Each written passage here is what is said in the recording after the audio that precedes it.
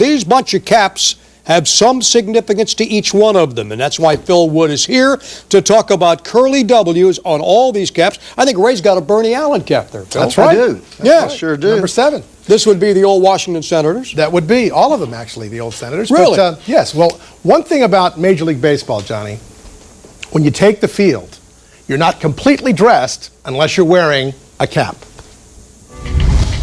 An integral part of every baseball uniform, obviously, is the baseball cap. Caps have been worn by baseball players since the game began back in the 19th century.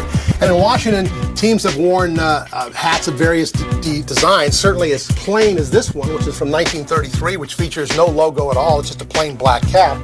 The cap the Nats wear is very much like what the Senators wore beginning back in 1963. The original curly W hat was this hat, navy blue cap with red piping down the seams.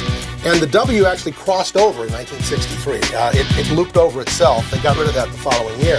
But the most interesting cap the Senators wore back in the 1960s was this cap, which was a white cap worn in 1966 and 1967, only when they played the Kansas City Athletics. You see, in 1963, the Kansas City A's went to a green and gold color scheme, and everyone laughed.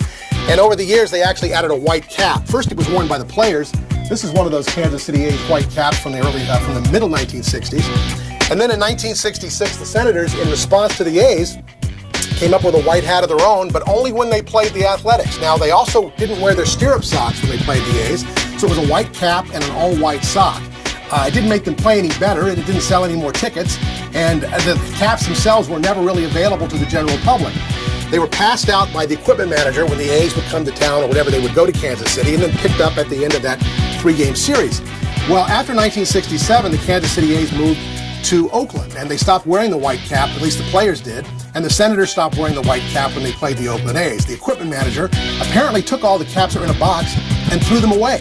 And to date, only a couple of these are known to still exist. This one was actually worn by a pitcher named Phil Ortega, number 26, starting pitcher for the Senators back in the middle 1960s. The caps that the Nationals wear, of course, are available in stores. Back when the Senators were in town, if you wanted a real Senators cap, you pretty much had to steal one off the hat of a player, or hope maybe a player would give you one because you couldn't buy them in stores. It's like those as seen on TV things, except these really were never available in stores or even available on television. So there you have it. Hats now have become a huge industry in and of themselves.